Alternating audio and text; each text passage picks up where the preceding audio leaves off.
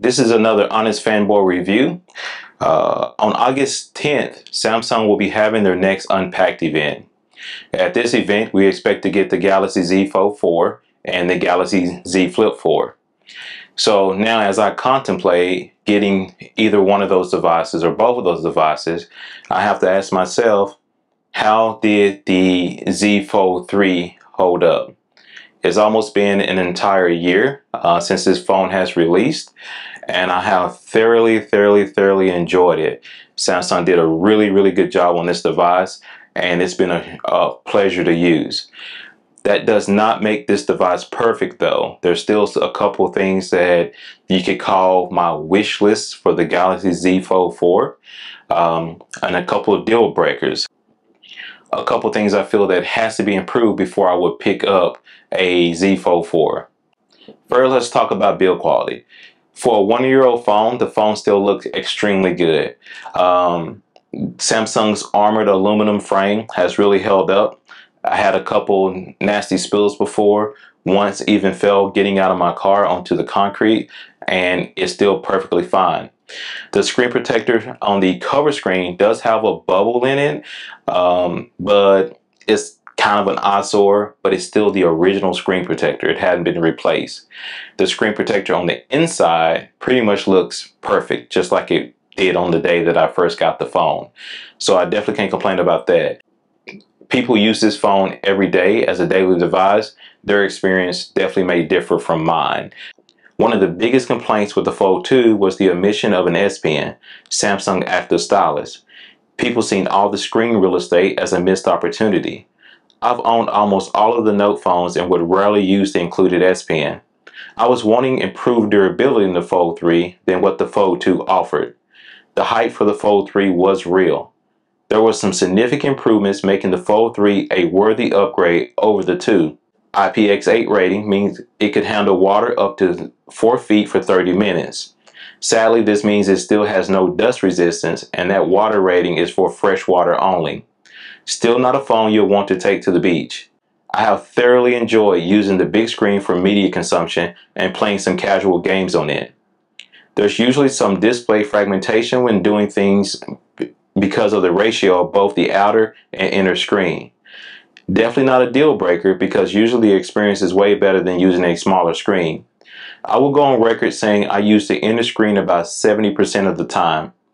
I found the cover screen, the outer screen, to be pretty cramped. I never developed the muscle memory of typing on it and would have several typos, and the scaling of most games made them nearly impossible to play on the outer screen. With that being said, these reasons aren't the reasons why I wasn't able to daily drive the phone for longer than 3 months. This brings me to my main reasons of concern. First issue I've always had was battery life. On a real day of use, the phone would not last an entire day. I would find myself looking for a charger around 7 or 8 p.m. I know I could have used the cover screen more to conserve battery life or reduce the refresh rate, but that's not why you buy this phone, to use it like every other phone. Maybe this wouldn't be as much of an issue if the device could fast charge faster than 25 watts. That meant it needed even more time on the charger to replenish the already fast dying battery. 4,400 milliamps on paper sounded like it would have been enough, but real world use, I found it insufficient. I don't think this is all a Samsung issue. I think the combination of the Snapdragon 888 processor and Android OS has a lot to do with the device battery performance. When it comes to the screen ratio, the biggest issue you're going to have is that app developers normally develop their apps with a 16:9 format or somewhere close to that. On the Z Fold 3, the cover screen is very tall and very narrow, giving you less real estate from the left and right and more real estate from the top and the bottom. Apps aren't normally designed this way.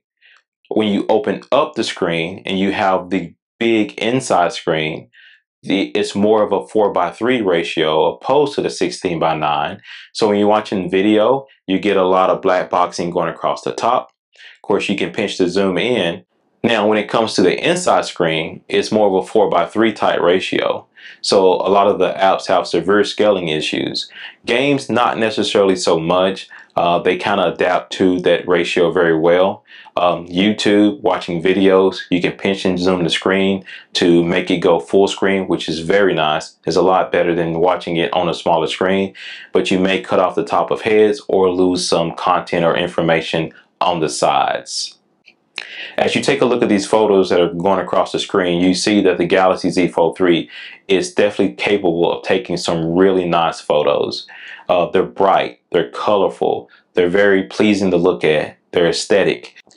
In lower light situations, it starts to lose a lot of its sharpness, as well as introducing noise into the actual photos. But other than that, very capable shooter. And if this is the only phone that you have, you're going to be very pleased with the outcome of the photos. So for the last year, I have really enjoyed using the Galaxy Z Fold 3 phone. I think Samsung really knocked it out the park. And if they can make a couple of changes to the Z Fold 4, it's going to be an even better device. Definitely one that I would consider picking up.